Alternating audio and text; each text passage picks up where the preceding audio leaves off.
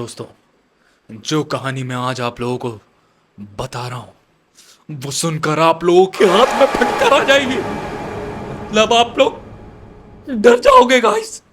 मैं भी बहुत ज्यादा डर गया जब मैंने राजीव के मुंह से वो कहानियां सुना।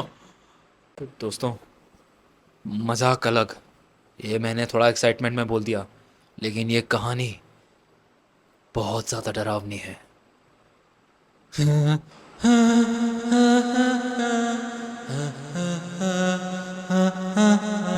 स्वागत है दोस्तों, मेरा नाम है दीपेंद्र सिंह और आपका डीएस एंटरटेनमेंट में स्वागत है।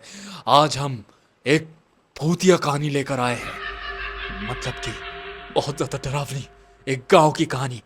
मध्य प्रदेश का एक छोटा सा गांव जिसका नाम भुतेरा, जो कि छिंदवाड़ा के पास स्थित है, उस गांव की एक कहानी मुझे राजीव ने बताया। जब मैंने वो सुना मैं तो डर के मारे एकदम भाई बाथरूम चले गया। मतलब क्योंकि सुसु आ जाती है ना डर के मारे, इसलिए। तो मैं ये कहानी शुरू करता हूँ। मेरे दोस्तों, मैं ये कहानी शुरू करने से पहले भगवान का नाम लेना चाहता हूँ। बोलो गणेश भगवान की जय, बोलो हनुमान जी की जय। मैं सबसे पहले भगवान का नाम लेकर अपने आप को सुरक्षित करता हूँ। और अब मैं ये कहानी सुनाना चाहता हूँ आपको कि एक गांव था भुतेरा, मतलब है छिंदवाड़ा के पास स्थित है। उस गांव में उसके नाना जी रहते थे। किसके? राजीव के नाना जी रहते थे। तो 2012 की एक कहानी है मध्य प्रदेश के भुतेरा गांव की। राजीव अपने नाना के घर जाता है। जब वो जाता है तो वहां पर एक दो दिन वो नोटिस करता है कि यार, रात के टाइम पे कोई निकल क्यों नहीं रहा है। मतलब रात के टाइम पे वो गांव इतना सुनसान क्यों हो जाता है। तो राजीव सोच में पड़ गया।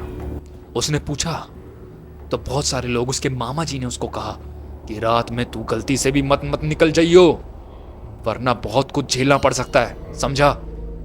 तो राजीव ने पूछा कि ऐसा क्यों मामा, क्यों, आखिर क्यों, क्या है आखिर इस गांव में। तो उसके मामा ने कहा कि कुछ ही दूर वहां एक अंधी सड़क है, जहां काली पोटली लेकर एक चुड़ैल रात में मिलती है, और जो भी वहां जाता है वो उसको निपटा देती है। गांव के बुजुर्ग बताते हैं कि वहां पर कम से कम 12 लोग जा चुके हैं और सिर्फ 2 लोग ही वापस आ पाए हैं। और वो 2 लोग उसके मामा और वो नाना, ये दोनों थे। ये सब सुनकर राजीव ने कहा, मामा जी आप कैसे वापस आए। तो उसके मामा जी ने कहा कि उन्होंने एक ताबीज पहना था जिसमें भगवान जी थे, भगवान जी ने उन्हें बचा लिया। लेकिन फिर भी खतरा बहुत ज्यादा था, क्योंकि उस चुड़ैल की ताकत बहुत ज्यादा थी। तो फिर राजीव भी सोच में पड़ गया कि आखिर है क्या चीज वहां पर, मुझे भी देखना है, कहीं कुछ वहां पर घोटाला तो नहीं होता, कहीं कुछ। मतलब वो मान नहीं रहा था अपने मामा और नाना और बाकी बुजुर्गों की बात, वो मान नहीं रहा था। तो उसने अपने कजन को कहा कि ये लोग वापस बचकर आ सकते हैं तो हम क्यों नहीं। तो इसी चुल में राजीव और उसका कजन अजय दोनों एक रात निकल पड़े उस सुनसान गांव की सड़क पर। उस गांव की सड़क के जब वो निकले तो देखे कि पूरा गांव सून सपाटा से भरा हुआ था। सुनसान सड़कें, ऐसे जैसे कि उन दोनों को चीख चीख कर बुला रही है, आजा आजा। बिलक बिलक कर, रो रो कर आत्माएं उनको पुकार रही है, राजी राजी, अजय अजय। तो राजीव और अजय दोनों तो पहले में ही फटी में थे, लेकिन वो चलते गए। उनको देखना था कि आखिर उस सड़क में है क्या। वो सड़क के करीब आ चुके थे, बहुत करीब आ चुके थे वो लोग। तब उन्होंने देखा कि एक पीपल का पेड़ उनको दिखाई दिया। तो वो पीपल के पेड़ से पत्ते टप टप टप गिर रहे थे। जैसे जैसे वो लोग चल रहे थे वो पीपल के पेड़ के पत्ते तेजी से गिरने लगे थे, उनकी संख्या ज्यादा होने लगी थी। उतने में अजय की नजर उस पेड़ पर जाती है। वो ऊपर देखता है और क्या देखता है वो देखता है कि एक वहां से कोई उसको देख रहा है। वो तुरंत राजीव की तरफ देखता है, बोलता है कि राजीव भैया भैया वहां पे कोई देख रहा है, ऊपर मत देखना भैया, किसी की आंखें चमक रही है भैया, यहां से चलते हैं भैया। ऊपर से कोई कुछ तो था जो लटका ऐसे बैठा उसको देख रहा था। इस टाइप से मतलब कुछ देख रहा था उन दोनों को। तो राजीव ने कहा कि क्या सच में कोई देख रहा है? तो राजीव ने एक बार तो देख ही लिया, पर राजीव को कुछ नहीं दिखा। फिर भी अजय इतना डर चुका था कि राजीव उसको घर वापस लेके आ गया। लेकिन उस रात अजय की तबीयत इतनी ज्यादा खराब हो गई कि आधी रात में वो चीखने और चिल्लाने लगा कि मुझे बचा लो, मम्मी मुझे बचा लो। वो चीख रहा है, रो रहा है, बिलख रहा है, ये मुझे मार देगी, ये मुझे ले जा लेगी। जैसे कि उस रूम में, उसके बेडरूम में कोई है, उपस्थित है। राजीव बोला कि कुछ नहीं, ये बस डर गया था, हम लोग बाहर चले गए थे, अभी कुछ ही दूर गए थे, लेकिन वो डर गया था तो हम वापस आ गए।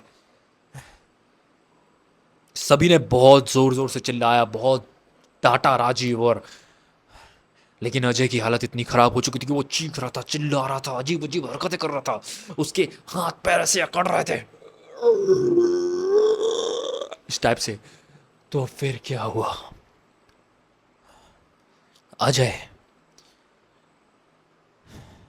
अजय की नानी आई, गंगा जल उस पर छिड़की, तब वो शांत हुआ।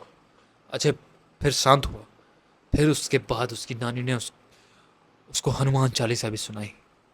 तब वो पूरा शांत हुआ, प्रॉपर सो गया। सभी लोग सोचे कि अब सब कुछ नॉर्मल हो गया, तो सब लोग अपने अपने रूम में चले गए और अजय को अकेला उस रूम पर छोड़ दिए। लेकिन 1-2 घंटे बाद जब रात के 3 बजे, तो पता है क्या हुआ? अजय सो रहा था, अचानक से उसकी आंखें खुली और उसको इतना डर महसूस हुआ जैसे कि कोई है उसके आसपास, कोई है। लेकिन अजय ने कुछ नहीं किया, बस अजय भगवान का नाम लेते रहा। लेकिन बाजू से, बेड के नीचे से कुछ विस्परिंग हो रही थी, मतलब कि कुछ आवाजें आ रही थी।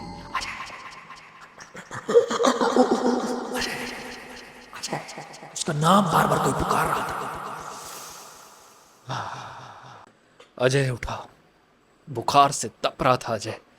फिर भी अजय उठा और पलंग के नीचे झांक कर देखा तो कोई नहीं दिखा। लेकिन जैसे कि वो उठा, उसके सामने कोई चेहरा आ गया। वो डर के मारे इतना कांप गया, मतलब बहुत ज्यादा कांप गया, और एकदम से वो दृश्य हो गई वो चीज। और फिर उसने पीछे हटा, अपने बिस्तर पे एकदम दीवार में टिक गया वो। और फिर ऊपर देखा तो भैया पंखे के ऊपर जो खतरनाक इतनी घिनौनी चुड़ैल उसको दिखाई दी। और फिर सुबह हुई तो सब ने देखा कि अजय अपने रूम में नहीं है। उस रूम में उसके बेड के ऊपर सिर्फ एक चीज मिली और वो थी काली पोटली। वो काली पोटली को खोल कर देखे तो उसमें बाल, उसमें बहुत सी ऐसी चीजें, सुई, डॉल, अजीब अजीब तरीके की, जैसे जादू टोना होता है वैसी चीजें दिखाई दी। राजीव शॉक्ड रह गया कि आखिर ऐसे हुआ तो कैसे हुआ? हम तो वापस आ गए थे, पर आखिर ऐसा कैसे हो सकता है? मामा ने उसके कहा कि तुम्हारी वजह से उनका बेटा चला गया, तुम चले जाओ यहां से राजीव। तो राजीव वापस शहर आ गया। लेकिन 2025 में वो वापस गया उसी गांव, पता लगाने की आखिर अजय गया कहां।